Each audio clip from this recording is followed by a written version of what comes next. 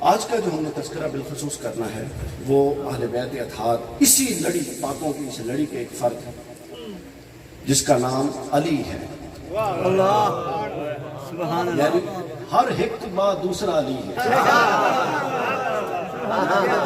میں اگلے دن ایک بات سن رہا تھا، وہ مجھے بڑی اچھی لگی، پر مجھے شاید پڑھ رہا تھا کہیں کہ جب امام زین العابدین علیہ السلام یزید لعین کے سامنے پیش ہوئے نا دربار یزید میں واقع کربلا کے بعد، تو اس نے پوچھا کہ یہ جانتا تھا سب کو، اس نے پوچھا تھا کہ یہ کون ہے؟ تو آگے سے کسی نے تعارف کرایا علی۔ تو میں نے سوچا کہ اس کے تو پیروں کے نیچے سے زمین نکل گئی کہ اتنے علی مارے موڑ علی۔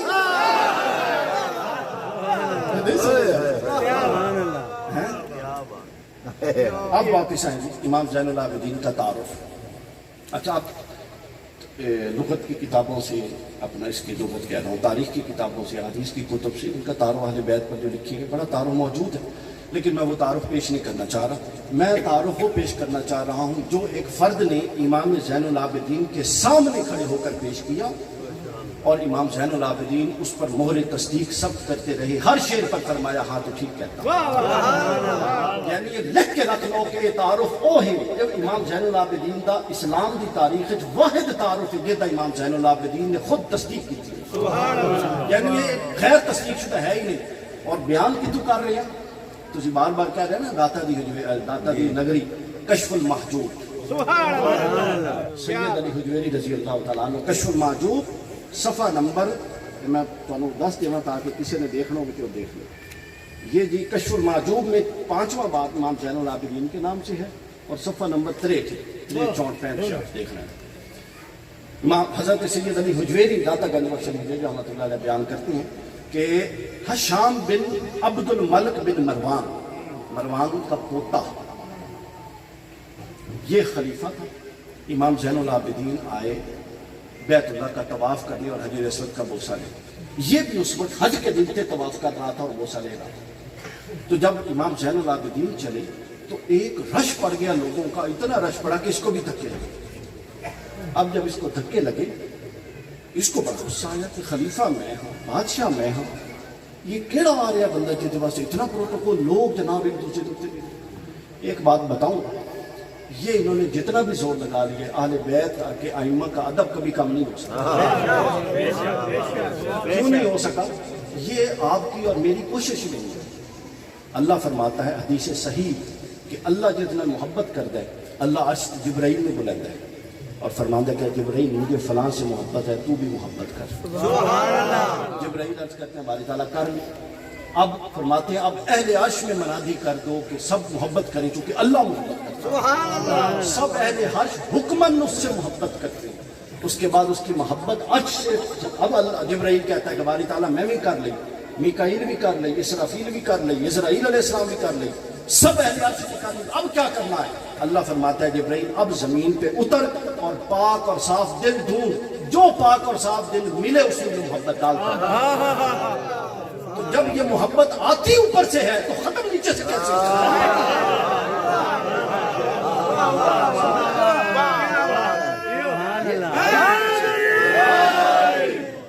آئی اوپر سے ہے تو ختم نیچے سے کیسے؟ تو نیچے سے ختم کرنے کی بڑی کوششیں ہوئی، ہر دور میں ہر امام اہل بیت کو زہر دے کے یہ شہید کیا گیا کسی نہ کسی طریقے سے۔ امام حسن کو زہر دے کر، امام حسین کو میدان کربلا میں، باقی سب کو۔ اچھا، اب اس نے اپنے ساتھ والے نے اس سے پوچھا کہ اے خلیفہ یہ کون ہے؟ اس نے کہا مجھے تو نہیں پتا، حالانکہ اس کو پتا تھا۔ اب وہاں پر ایک شاعر موجود تھا، بہت بڑا عرب کا شاعر، فرزدق اس کا نام تھا، یہ اسلام بھی قبول کر چکے حضور کے دور میں، بعد ازاں انہوں نے اسلام قبول کر لیا۔ جب یہ وہ جو شاعر کھڑا تھا نا، وہ اس کا حشام، اس کا مروان کے پوتے کا اور امام کے آنے کا یہ پورا منظر دیکھ رہا تھا، اور اس کا بے اعتنائی سے یہ کہنا دیکھ رہا تھا کہ میں نہیں جانتا کون ہے۔ فرزدق بول پڑا اور وہ کہتا ہے کہ اگر تو نہیں جانتا تو پھر میں دسنا ہی کون۔ اب سن لیجیے، امام طواف چھوڑ کر، روک کر کعبہ حجر اسود کے پاس یوں کھڑے ہو گئے۔ ذرا منظر دیکھا کرو، یعنی ایک بندہ کہہ رہے کون ہے، دوسرا وہ کہہ رہا میں نہیں جانتا، امام پاس کھڑے ہیں جن کے بارے میں بات ہو رہی ہے، اور ایک شاعر کھڑا، وہ کہتا ہے اچھا اگر تو نہیں جانتا تو پھر سن، میں بتاتا ہوں یہ کون ہے۔ وہ بھی کھڑا ہو گیا، امام زین العابدین بھی کھڑے ہو گئے، اور اس نے برجستہ اشعار پڑھنے شروع کر دیے۔ میں ان شعروں کو آپ کو بتانے لگا، جب وہ پڑھتا امام کہتے سچ کہہ رہا۔ پہلا شعر اس نے کہا حاضر الذی، پہلے ایک دو میں عربی پڑھ دیسا، باقی مفہوم دستا جا سا، ٹائم تھوڑا۔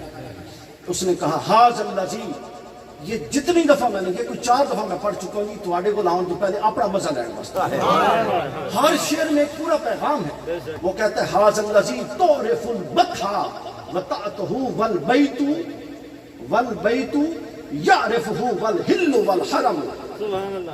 اے مروان کے پوتے سن، یہ وہ ہستی ہے جن کے قدموں کی آہٹ، وہ بطحا کی زمین بلد میں، سورہ بلد میں جس کی قسم اٹھائی گئی ہے، وہ اس کے قدموں کی آہٹ سے پہچان جاتی ہے۔ کہتا ہے وہ کہتا ہے جی میں نہیں جانتا۔ اس نے کیا تو نہیں جانتا؟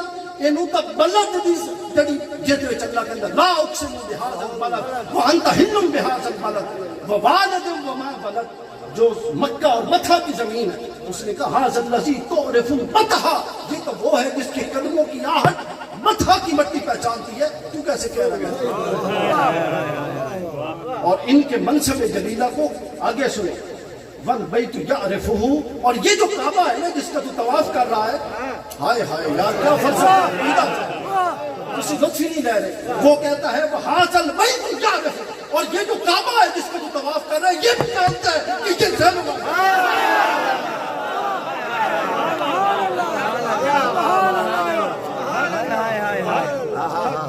تو نہیں جانتا، کعبہ جانتا ہے، کعبے دی ایک ایک اٹ جانتی ہے کہ زین العابدین علی اور حسین دا بیٹا ہے۔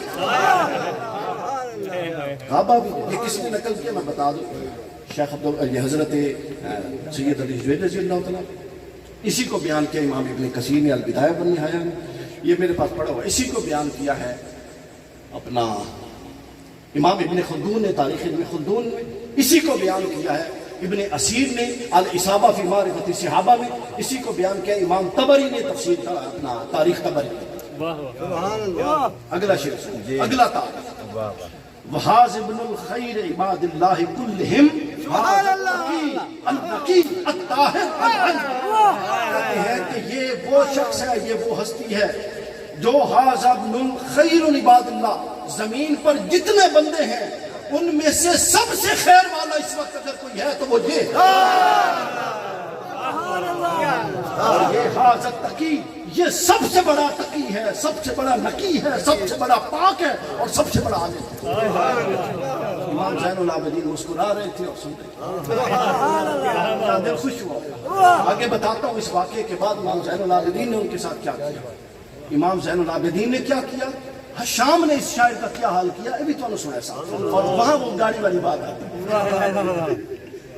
اچھا اس کے بعد وہ کہتے ہیں ہائے ہائے ہائے، تیسرا شعر کیا، اللہ اس کی مغفرت فرمائے اور اس پر ہزاروں رحمتیں کرے، کہتے ہیں حاذ ابن فاطمہ ان کنت جاہلہ وبجدہ انبیاء اللہ قد ختم، اور او شخص سن لے، اس کو اچھی طرح جان لے، یہ کوئی اور نہیں بلکہ سیدہ فاطمہ الزہرا کا بیٹا ہے۔ اور اگر تو ان سے بے خبر ہے تو پھر یہ بھی سن لے کہ اگر تو فاطمہ سے بے خبر ہے تو یہ بھی سن، فاطمہ کا باپ جد خاتم الانبیاء، یعنی فرزدق نے یہ کہا کہ ان سے رابطہ کاٹنا سیدہ فاطمہ سے بھی کاٹنا ہے، اور سیدہ فاطمہ سے کاٹنا محمد رسول اللہ سے بھی کاٹنا ہے۔ آگے چلو کشف المعجوب چاہو اور جڑا تو گلا کر دے آلے بیت دے بارے تو منہ تے جا کے چاٹ نہیں مارنی، کشف المعجوب مارے، اور اسے کہو اس ہستی کو تو جانتا ہے کہ نہیں جانتا، جن کے حوالے ہمیں دیتے ہیں، یہ بھی انہوں نے لکھا ہے۔ آگے پھر وہ کہتے ہیں اگلے شعر جس کا مختصراً وہ کہتے ہیں کہ انہوں نے یہ وہ لوگ ہیں کہ وہ اس مقام بلند کے لوگ ہیں کہ جس کے مساوی اور برابر عزت حاصل کرنے سے سارا عرب اور سارا عجم اللہ نے قاصر رکھا، جتنی عزت اللہ نے ان کو دی ہے، سارا عرب اور اس کی خیر مل جائے اور سارا عجم اور اس کی خیر مل جائے، زین العابدین کے قدم کی عزت کے برابر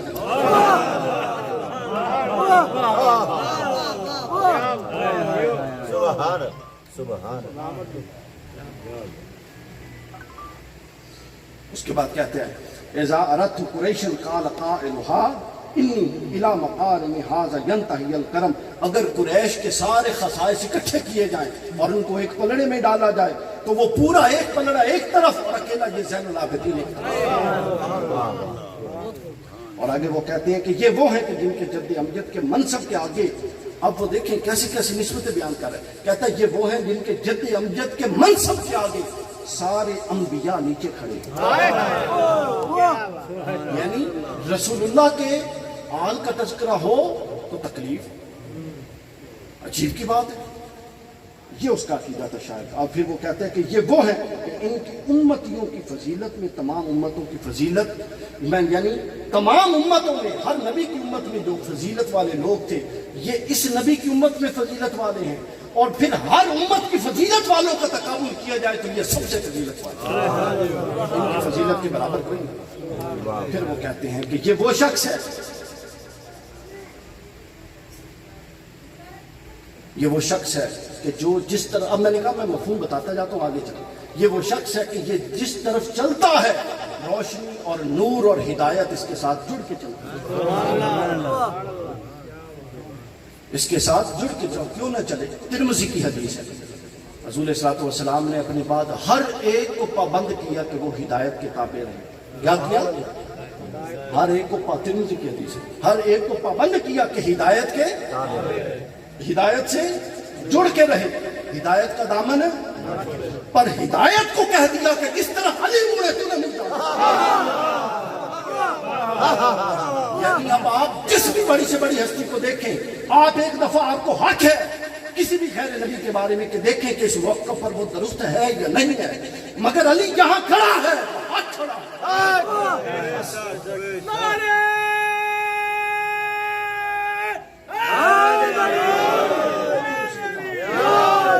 کیا اس نے بات کی، واہ واہ۔ وہ کہتا ہے کہ مشتق، یہ مشتق کا لفظ ہوتا ہے ایک شہد وچ دوجی کڈنا، ٹھیک ہے نا، گرامر کے لوگ اس بات کو سمجھتے ہیں، ایک مصدر ہوتا ہے، پھر اس کے اندر سے کچھ مشتقات ہوتے ہیں، اشتقاقات ہوتی ہیں، پھر وہاں سے گردان بنتی ہے۔ وہ کہتا ہے کہ یہ جو ہستی ہے یہ رسول اللہ کی مشتق ہے، رسول اللہ کی ذات سے نکلی ہوئی ہے، یعنی آل رسول کا کسی کے ساتھ کوئی مقابلہ نہیں۔ یہ کون کہتا ہے؟ امام احمد ابن حنبل۔ کیوں؟ چونکہ آل رسول جزو رسول ہے اور جزو رسول سے تقابل حرام ہو جاتا ہے۔ حضور نے سیدہ کے بارے میں نہیں کہا وہ میرے جگر کا ٹکڑا ہے، تو آل رسول جزو رسول ہے، اور کسی امتی کی کیا مجال کہ وہ جزو رسول کے تقابل میں آئے۔ اس کے بعد وہ کہتے ہیں تیرا یہ کہنا کہ کون ہے یہ، واہ واہ، یہ وہ میں کہہ رہا تھا نا، ذکر ختم نہیں ہو سکتا۔ یہ فرض دق نے امام زین العابدین کے سامنے کہا اور امام مسکرائے، اس نے کہا کہ اے فلاں، تیرا یہ کہنا کہ تو ان کو نہیں جانتا، ان کو کوئی نقصان دینے والا نہیں، لیکن دعا کر کے یہ نہ کہہ دے یہ تجھے نہیں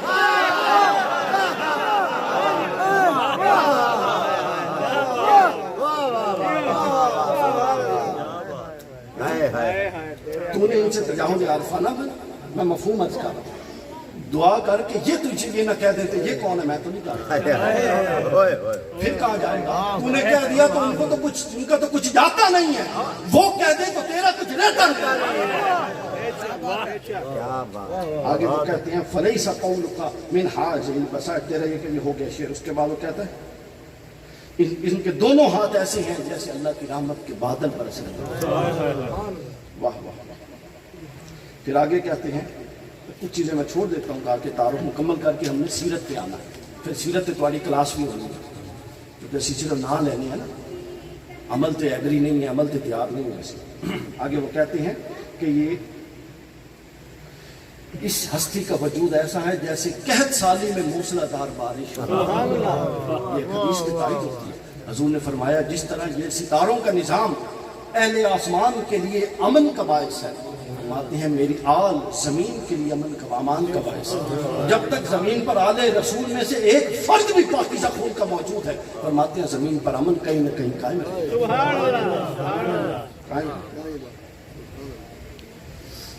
پھر اس کے بعد وہ کہتے ہیں کہ من معشر حبہم دین و بغضہم کفر، اور اے سن لے یہ وہ شخص نہیں، یہ وہ طبقہ ہے. اس نے اب یہاں پہ لفظ امام واحد سے سیدھا جمع کی طرف لے گیا، اس میں جمع کی طرف، اور اس نے کہا من معشر، یہ وہ قوم ہے، گروہ ہے اہل بیت کا کہ حبہم دین و بغضہم کفر. امام کے سامنے کہا، سن لو ذرا ایک علمی گل، حدیث کی 3 قسمیں ہوتی ہیں، علماء بھی بیٹھے ہیں ماشاءاللہ. 3 قسمیں کتنیاں؟ حدیث قولی، حضور نے خود فرما دیا ہو اس پر عمل کرنا ہے، قولی حدیث ہو، قول سے قولی قول سے ہے. حدیث فعلی، کیا فعلی، حضور نے کوئی عمل کر دیا وہ عمل کرنا ہے. تیسری ہوتی ہے حدیث تقریری. حدیث تقریری یہ ہوتی ہے کہ اگر ایک کام حضور کے سامنے ہویا، حضور علیہ الصلوۃ والسلام نے منع نہیں کیتا، وہ سند بن جاتی ہے. اخذ احکام کے لیے احکام شریعت کے اندر سند کا درجہ ہے، کیونکہ یہ نبی کی شان نہیں ہے کہ اس کے سامنے غلط ہو اور وہ خاموش رہے. اور یہ ہیں اللہ کے رسول کے کون؟ رسول اللہ نے جن کے بارے میں فرمایا کہ یہ وہ ہدایت کے چراغ ہیں، یہ وہ کشتی نوح ہے جس میں سوار ہونا ہے، کشتی نوح کی مانند ہے، جو اس میں سوار ہوگا وہ بچے گا. اب جب اللہ کے رسول کی یہ شان نہیں تو آل رسول کی بھی یہ شان نہیں کہ ان کے سامنے کوئی غلط بات کر رہا ہو اور وہ اس کی اپنی خوشامد میں تائید کروا رہے ہو جو ان کی شان کے خلاف ہے. تو لہٰذا جب فزدق نے کہا کہ یہ وہ طبقہ ہے جس کی محبت دین ہے اور اس سے بغض کفر ہے، اور امام نے منع نہیں کیا، بس ثابت ہو گیا کہ رسول اللہ کے بعد آل رسول، یہ مضمون ہزاروں حدیثوں سے ثابت، رسول اللہ کے بعد آل رسول کا بغض یہ نفاق ہے اور یہ کفر ہے. من مات علی حب آل محمد مات شہیدا. اور مستدرک للحاکم میں امام حاکم بیان کرتے ہیں کہ اگر ایک شخص دائم سائم الدہر ہو، دن میں روزے رکھتا ہو، رات کو قیام کرتا ہو اور کعبہ کے خلاف کے اندر دعائیں کرتا ہو، حضور نے 3 دفعہ قسمیں اٹھائی. کتنی؟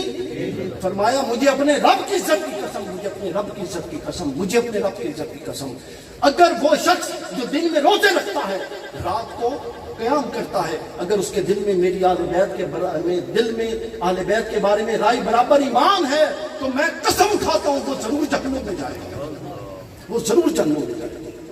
یہی اس نے کہا. پھر آگے اس نے کہا کہ اللہ نے انہیں فضیلت بخشی ہے اور شرف تعام بخشا ہے، اور ان کے اکرام کا سکہ لوح و قلم سے جاری ہو چکا ہے. ان کے اکرام کا سکہ لوح و قلم سے جاری ہو چکا ہے. یہ میں نے چند منتخب اشعار لیے شاعر کے، جس کو امام زین العابدین کے سامنے پڑھا گیا.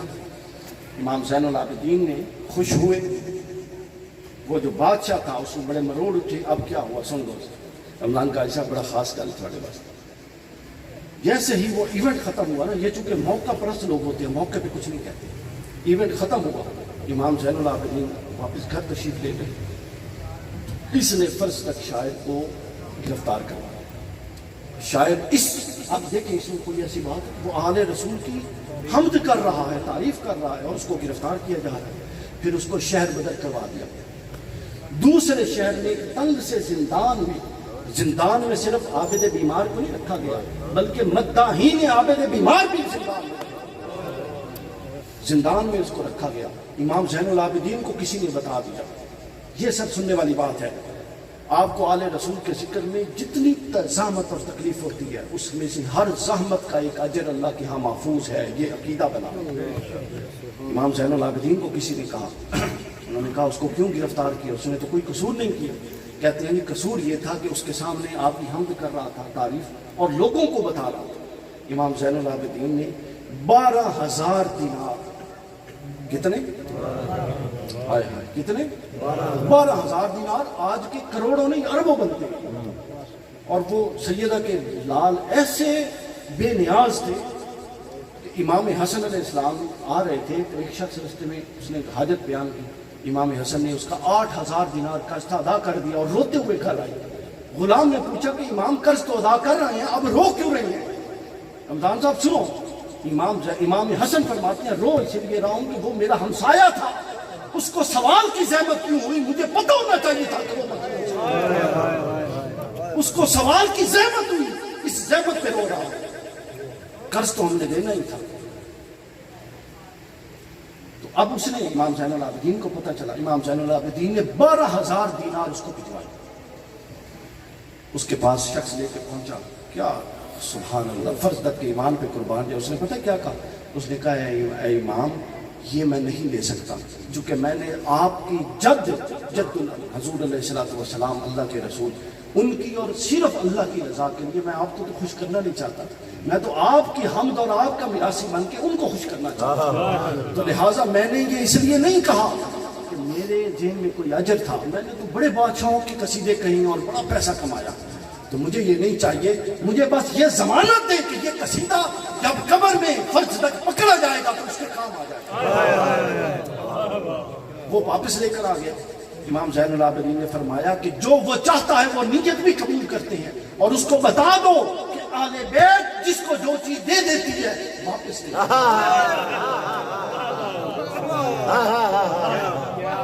واپس لینا ہماری شان کے خلاف. وہ لے گیا اور اس نے کہا کہ جو تیری نیت ہے اس کو بھی شرف قبولیت بخشا. اور وہ کہتے ہیں کہ ہم واپس نہیں لیتے، پہلے ہدیہ دیا تھا. ذرا وزاداری دیکھیے امام کی، پہلے ہدیہ دیا تھا، اب بھائی کو تحفہ دے رہا، یعنی ہدیہ میں اس نے شرمساری محسوس کی. وہ کہتے ہیں کہ تحفہ تو دوست کو نہیں دیتا. کیا زین العابدین، اور کیا ایک عام فرد کو اپنا دوست اور بھائی کہہ رہے ہیں، سبحان اللہ. اب آئیے امام زین العابدین کی سیرت پہ. چونکہ نا یہ واہ کا جو چسکا ہمیں پڑ گیا ہے یہ بڑا خطرناک ہے. اب تک تو میں نے بھی کروائی ہے، لیکن یہ لوگ زمین پر اس لیے آئے تھے کہ ان کے نور سے اپنے باطن اور ظاہر کو منور کریں. یہ اس لیے ان کی سیرتیں ہمارے سامنے آئی تھی کہ ان کی سیرتوں کو لے کر اپنی پوری کی پوری سیرتوں کو ترتیب دیں. یہ نہیں ہے کہ نام ذکر حسینیوں والا ہو، عمل پورا کا پورا یزیدیوں والا ہو. یزید کا قصے آپ نے سنے ہوئے. امام زین العابدین کیا فرماتے ہیں سنیے. اب یہ جو مضمون میں پیش کر رہا ہوں میں اس لیے کوئی چھوٹی کتاب اٹھا کے نہیں آیا، یہ البدایہ والنہایہ ابن کثیر کی، نام یاد رکھے گا. ابن کثیر فرماتے ہیں کہ امام زین العابدین علیہ السلام کے حوالے سے کہ جس مکان میں امام زین العابدین نماز، ایک مقام تھا وہاں پہ نماز پڑھ رہی تھی، اور دوران نماز اس مکان کے دوسرے حصے میں آگ لگ گئی، شور مچ گیا. آپ یہ دیکھیے ان کے دو شخصیات کے پہلو ہیں، ان کی شخصیت کے دو پہلو ہیں. ایک شخصیت کا پہلو تو وہ ہے جو وہابی پہلو تھا، رسول کے بیٹے اللہ نے بنایا، یہ تو اللہ کی عطا تھی، لیکن وہ صرف اللہ کی عطا پہ نہیں رہے بلکہ انہوں نے اپنے عمل سے بھی یہ ثابت کر دیا کہ ہم ہی اس قابل تھے کہ ہمیں عطا کیا جائے، ہم ہی اس قابل تھے کہ ہمیں عطا کیا جائے. بلکہ میں آگے آخر میں بات بھی نہیں کروں گا، بھی کر دوں. ایک دفعہ امام زین العابدین گزر رہے تھے تو ایک شخص نے گالیاں بکی، ممبر پہ مولا علی کو گالیاں دیتے تھے. یہ ایویں ڈھونگ ہے کہ جی سب کو مانا ہوتا ہے تنقید کرنا، وہ سیاسی تنقید تھی، کوئی سیاسی تنقید نہیں تھی، بلکہ اس کے اندر لکھا ہوا ہے کہ لعن کے بھی لفظ ہیں، لعنت کیا کرتے تھے مولا علی پر ممبروں پر. تو سب کیا چیز ہوتی ہے، چلے سب میں تو پھر تنقید آ جاتی ہے. لیکن حضرت امام زین العابدین کو کسی نے کہا، میرا اگر اس پر کسی کو ہو تو میرا پورا کلپ یوٹیوب پہ پڑا ہے، حضرت علی کو گالیاں دے، سب علی پر صرف سیاست کا کہ میں نے کوئی 14 سے 18 حدیثیں بیان کی، تو سن لیجیے. اچھا، تو امام زین العابدین کو گالیاں دی. آپ گئے، آپ نے اس کی جو اسے کہا کہ بھائی ٹھنڈے ہو جاؤ، کیا سیرت تھی یار، ٹھنڈے ہو جاؤ. گزر گئے، واپس آئے تو وہ کھڑا تھا، اب وہ گالی نہیں دے رہا تھا، تو وہ ٹھنڈا ہو چکا تھا. اسے کہتے ہیں اچھا آپ خاموش ہو گئے ہو، یہ بتاؤ کہ کوئی حاجت تو نہیں ہے؟ یہ سیرت ہے اہل بیت. یعنی ہم کسی کا اتنا سا ہمیں اختلاف ہو اور اتنا سا غصہ ہو اور ہم اس کی اینٹ سے اینٹ بجا دیں، اور نام کے ہم حسینی ہو، تو جب تک کردار کا حسینی نہیں ہوتا بندہ، نام کا حسینی اور کردار میں تفاوت آ جائے تو یہ منافقت کا دروازہ کھل جائے. ہائے ہائے، آپ کو ہمیں کوئی گالی دے تو ہماری تو جناب وہ انا اتنی اونچی ہے کہ وہ ست نسلہ سے نہیں بچتے، اس میں گالی دیتی ہے. امام زین العابدین پوچھتے ہیں کوئی حاجت ہے تو بتاؤ. اس نے کہا ہاں میں پریشان، مجھے حاجت ہے. گھر گئے اور اس کی حاجت پوری کیا، اندازہ کر. اور جب وہ گھر سے باہر نکلا نا تو وہ پتہ کیا کہہ رہا تھا، یہ اہل بیت کا کردار. وہ وجد میں آ چکا تھا اور وہ کہہ رہا تھا کہ اے اللہ تو پاک ہے اور تو جانتا ہے کہ نبوت کس گھر میں رکھی ہے. یہ وہی لوگ ہیں، یہ ڈیزرو کرتے ہیں اپنے کردار سے کہ انہی میں نبی اترے. یہ کردار کسی اور کا ہو سکتا ہے؟ یعنی یہ کردار بتاتا ہے کہ اللہ تو سچا ہے. یہ بالکل وہی روایت ہے عبرانی میں حدیث پاک ہے. حضور علیہ الصلوۃ والسلام جا رہے تھے تو پیچھے سے ایک ہرنی نے بلایا. ہرنی نے کہا کہ یا رسول اللہ. تو حضور نے اب دیکھا تو بندہ نہیں تھا, پھر دیکھا تو ایک ہرنی تھی جو درخت سے بندھی ہوئی, اس کو بلایا. حضور نے فرمایا کہ اے ہرنی کیا کہتی ہے؟ اس نے کہا یا رسول اللہ, اس درخت وہ پیچھے غار ہے, اس کے اندر میرے بچے پڑے ہیں, اس نے مجھے قید کر دیا ہے, مجھے اس سے چھٹی لے دیں, میں جاتی ہوں, میرے چھوٹے بچے ان کو دودھ پلا کے آ جاؤں. آپ نے شکاری سے کہا, وہ کہتا ہے کہ اگر یہ نہ آئی تو سبحان اللہ قربان جائے. حضور فرماتے ہیں میں خاتم الانبیاء والمرسلین بطور ضمانتی اس ہرنی کے تیرے پاس بیٹھتا ہوں. یہ ہم سے وعدہ کر کے جا رہی ہے. انسان تو وعدہ خلافی کر سکتا ہے, ہرنی نہیں کرتی. وہ گئی, حضور بیٹھے رہے, اس کے ساتھ باتیں کرتے رہے. وہ واپس آئی, حضور نے صاحب نے کہا یہ اپنی ہرنی پکڑ اور میں جا. وہ باتوں سے اتنا متاثر ہو چکا تھا کہ اس نے کہا اچھا اے بتائیے کہ آپ کے لیے میں کوئی خدمت کر سکوں. حضور نے فرمایا میری خدمت چاہتا ہے؟ جی ہاں خدمت چاہتا. فرمایا اس ہرنی کو چھوڑ دے تاکہ یہ اپنے بچوں کو. اللہ نے اس ہرنی کو زبان دی. طبرانی کی روایت ہے کہ وہ اچھلتی تھی, اپنے اگلے قدم اٹھاتی تھی, پچھلے قدم اٹھاتی تھی اور کہتی تھی اللہ نے زبان دی, اشہد ان لا الہ الا اللہ, میں گواہی دیتی ہوں کہ اللہ ایک ہے, وانک رسول اللہ, اور آپ اس کے رسول. چونکہ یہ کردار صرف رسول کا ہے کہ پہلے ایک جاندار کی ضمانتی بن کے بیٹھ رہا ہے اور پھر اس کی رہائی مانگ رہا ہے. وہ بھی انسان تھے جنہوں نے آل رسول کو قید کیا تھا. رسول تو جانوروں کو رہا کروا رہے ہیں اور زین العابدین تو جانوروں اور انسانوں کو رہا کروا رہے ہیں. وہ کیسے مسلمان تھے جنہوں نے رسول کے بیٹوں اور رسول کی بیٹیوں کو زندگی کروائی. تو آگ لگ گئی اس گھر میں جس میں امام زین العابدین نماز پڑھ رہے تھے. آگ لگ گئی, ہر کوئی دوڑ گیا, گھر سے نکل گئے. اپنی تسلی سے نماز مکمل کر کے امام جب باہر تشریف لائے تو دروازہ جل کے گر چکا تھا. تو کسی نے کہا جی آپ کو جھنجھوڑا, آپ کو آوازیں دیں کہ باہر آ جائیں, آگ نہ لگ جائے. امام زین العابدین فرماتے ہیں اس وقت میرے پیش نظر دو آگیں تھیں. ایک یہ آگ جو میرے پیچھے دروازے کی لگی ہوئی تھی, اور ایک وہ آگ جو جہنم کے سامنے لگی ہوئی تھی. اب یہ بتائیں کہ امام زین العابدین نے بھی جہنم میں جانا ہے یا ان کا کوئی جہنم سے تعلق ہے؟ لیکن کچھ رسول اللہ کیا کہتے تھے؟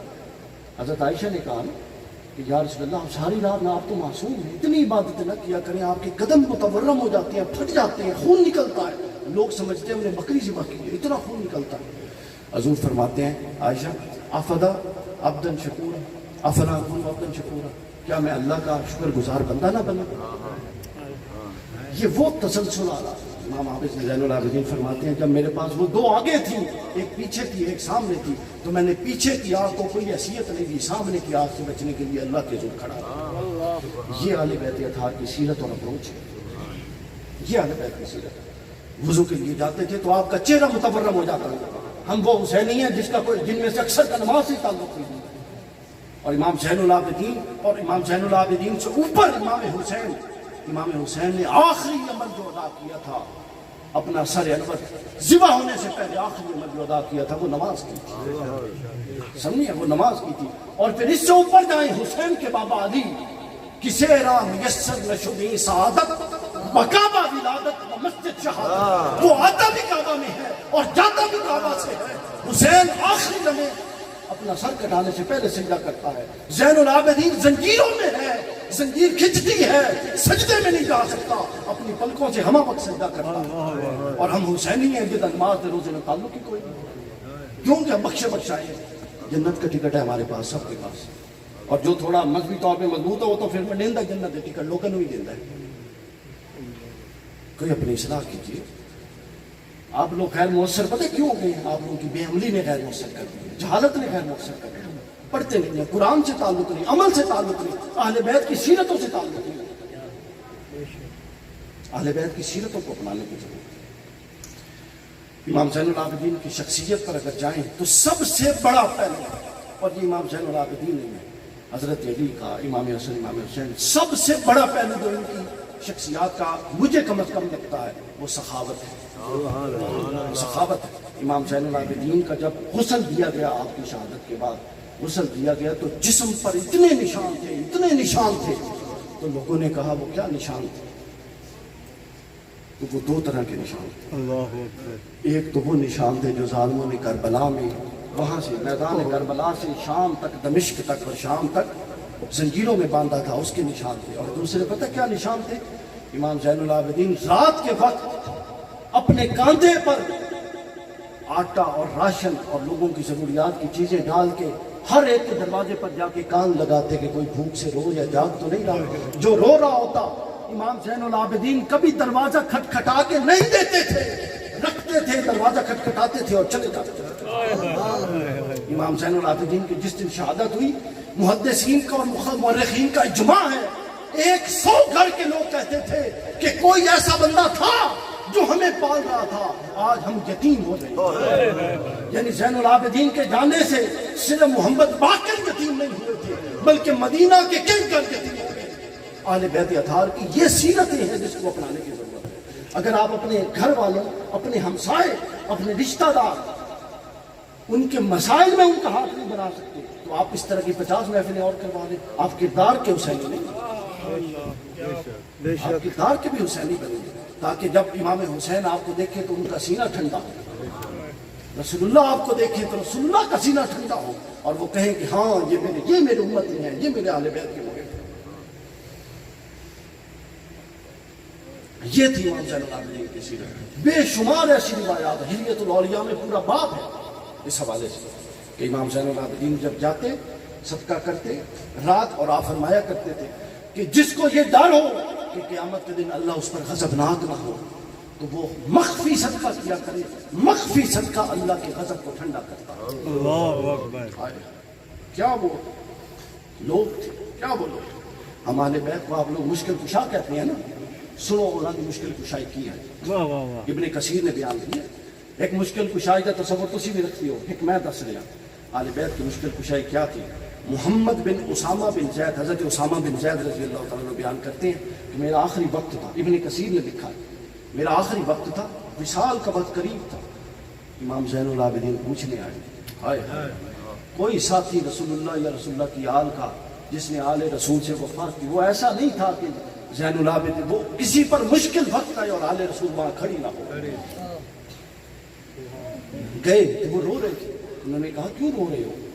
انہوں نے کہا رو اس لیے رہا ہوں، کچھ حدیث بیان کی کہ قرض کے بارے میں رسول اللہ نے یہ فرمایا. انہوں نے کہا مقصد کی بات کرو. وہ کہتے ہیں مقصد کی بات یہ ہے کہ مجھ پر 70,000 قرض ہے، 70,000 دینار قرض. امام زین العابدین کہتے ہیں اللہ کو گواہ بناتا ہوں اے اسامہ بن زید وہ تیرا قرض نہیں ہے، آج سے زین العابدین کا قرض ہے. یہ تھی اہل بیت کی مشکل کشائی. کتنے ہیں جو اہل بیت کو مشکل کشا مانتے ہیں اور اپنے بھائیوں کو، ضرورت مند بہنوں کو، ضرورت مند رشتہ داروں کو ان کی طرف پلٹ کے نہیں دیکھتے. تو یہ جس مشکل کشائی کا آپ دعویٰ کرتے ہیں یہ منہ پہ مارتے جائیں گے، منہ پہ مارتے جائیں. پھر عبادات، کیا کہنے عبادات کے، جس کو زین العابدین عبادت کرنے والوں کی زینت اوپر سے کہہ دیا گیا ہو، اس کی زینت اور اس کی عبادت کا ہم کیا حال بیان کریں. تو لہٰذا سمجھیے یہ ہم نے آگے چلنا، سمجھیے یہ کہ آل رسول یہ وہ ہے. ان لوگوں نے یہ سب کچھ کیا کیا. کربلا کا ایک شخص تھا میدان کربلا میں جو امام حسین کی شہید کر مارنے والے قاتلوں میں تھا.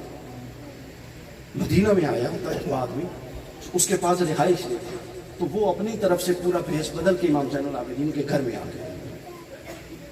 رہنے لگ گیا. کچھ 6-7 دن مہمان کے طور پہ رہا. آپ نے اس کی خوب خاطر تواضع کی. جاتے ہوئے کہتا ہے کہ ایک عرض کر دیں. انہوں نے کہا جی بتائیں. کہتا ہے کہ لگتا ہے آپ نے مجھے پہچانا نہیں.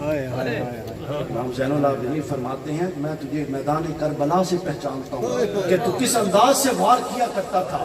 میں تیرے وار اور ہاتھ کو بھی جانتا ہوں کہ تو کیسے میرے علی اکبر پہ اور کیسے علی اصغر پہ اور کیسے قاسم پہ وار کرتا تھا. میں تجھے نہیں پہچانتا. وہ قدموں میں گر گیا. وہ کہتا ہے کہ مجھے بتائیے میرا دل پھٹ جائے گا اگر آپ جانتے ہیں کہ میں آپ کے خاندان کا قاتل ہوں تو مجھے رکھا کیوں. انہوں نے کہا اس وقت آل نبی تیرے مہمان تھے، آج تو آل نبی کا مہمان. وہ تم لوگوں کا کردار تھا کہ خط لکھ کے بلوا کے مروایا، اور یہ ہم لوگوں کا کردار ہے کہ جو خود چل کے آ جائے اس کو بھی نہیں مارتے، اس کی بھی خدمت کرتے. یہ ہے جی سیرت آل رسول جس کو اپنانے کی ضرورت ہے. اور یہ فضائل اہل بیت کے، یہ جو کچھ میں بیان کر رہا ہوں، یہ جو کچھ آپ سنتے ہیں، آپ ذہن میں رکھ لیجئے، ان سب کا مقصد یہ ہے کہ آپ کیا کریں؟ سیرت کو اپنائیں۔